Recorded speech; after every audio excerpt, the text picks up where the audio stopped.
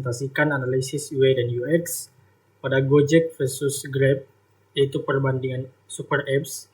Dan studi perbandingannya ini dua aplikasi super populer di Indonesia dan juga sangat relevan kebutuhan sehari-hari di masyarakat urban di Makassar dan kota-kota besar lainnya.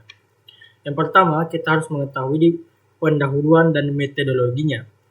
Perbandingan ini dipilih karena mencerminkan preferensi analisis aplikasi lokal dengan fokus pada dua super apps yang mendominasi pasar di Indonesia. Metodologi yang digunakan mencakup pendekatan akademik yang komprehensif dan terukur. Yang pertama, pada kerangka metodologi ada namanya UIX, yaitu User Experience Questionnaire. Yang kedua, System Usability Scale.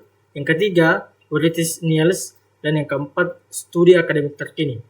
Dari keempat pendekatan ini, kita mengevaluasi aspek visual design, navigasi, responsivitas, dan fitur pengguna secara komprehensif, memberikan gambaran menyeluruh tentang kualitas UX kedua aplikasi di konteks penggunaan Indonesia. Adapun tampilan UI, visual, warna, dan tipografi pada Gojek, tampilan UI yang rapi dan didominasi oleh warna hijau yang ikonik ini sangat sederhana untuk mudah dikenali, serta tipografi yang sans serif berukuran besar untuk aksesibilitas optimal, unggul dalam minimalisme brand konsisten, yaitu desain minimalis dan bersih, dan kedua intuitif dan familiar, dan yang ketiga skor Heuristik 4:2. Pada Grab, desain modern ini konsisten dengan warna hijau-hijau kontras, baik, namun kadang terasa ramai akibat elemen promosi yang berlebihan dan lebih baik divisualisasi sesuai sistem, yaitu kontras warna yang kuat dan modern, elemen promosi sedang mengganggu, yang kadang mengganggu, dan yang ketiga, skor heuristiknya 4:3.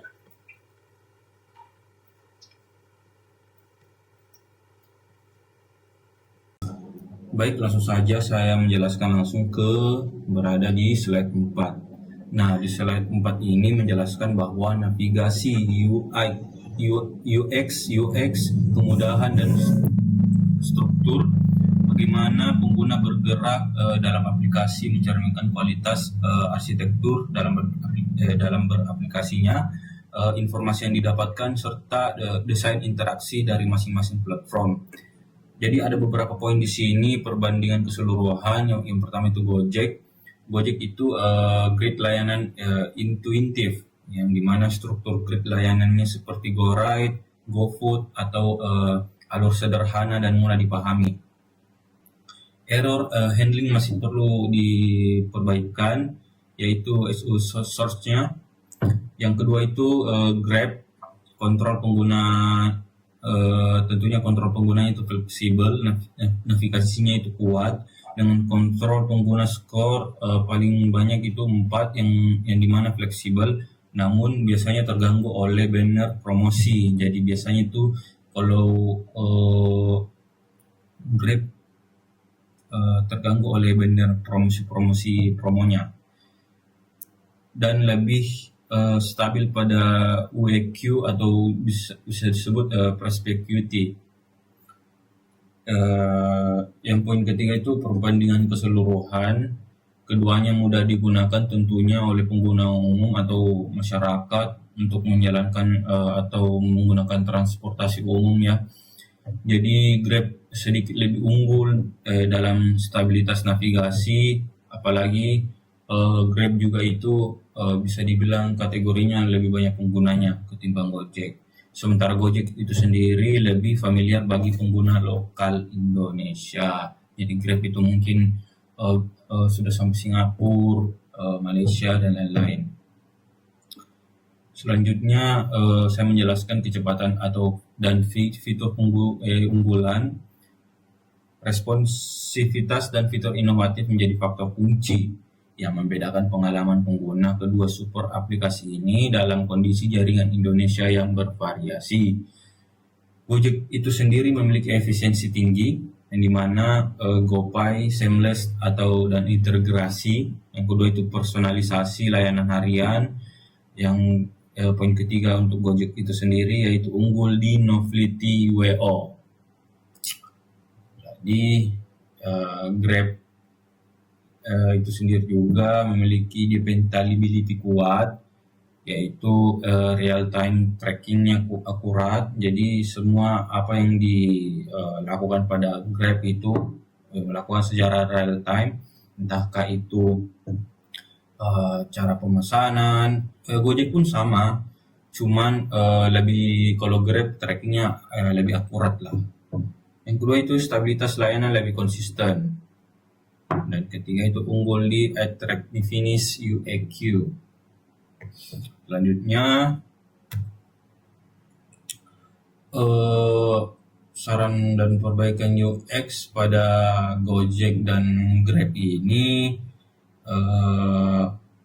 pada Gojek pada mode minimalis itu tambahan mode minimalis untuk layanan favorit pengguna agar tampilan lebih bersih dan terfokus, mengurangi kognitif load pada pengguna yang sudah terbiasa.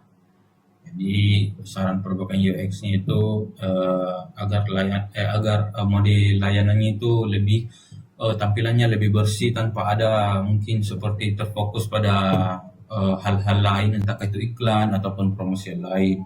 Mungkin promosinya lebih mungkin fitur yang lain lah, maksudnya tambahan untuk fitur pada aplikasi tersebut untuk khusus iklan. Yang kedua itu pada Gojek itu ada error recovery. Perbaiki mekanisme error recovery pada pengaturan lanjutan sehingga pengguna dapat pulih dengan mudah dari kesalahan tanpa harus memulai ulang alur layanan.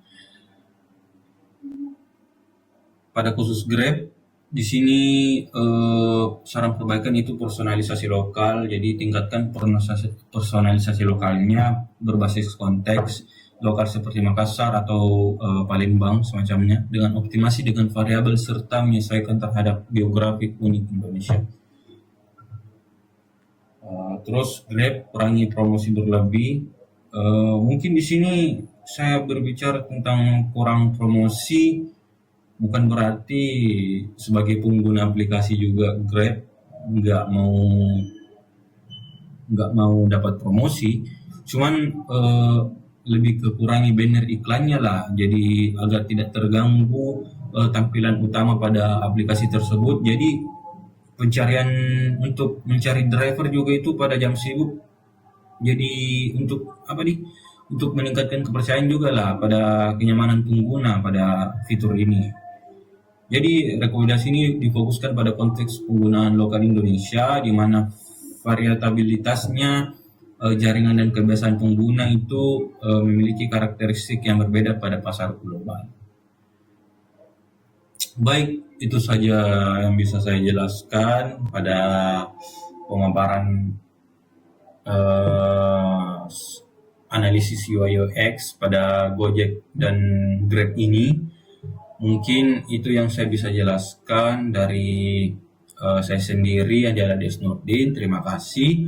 Wassalamualaikum warahmatullahi wabarakatuh. Baik, selanjutnya adalah saran perbaikan UX.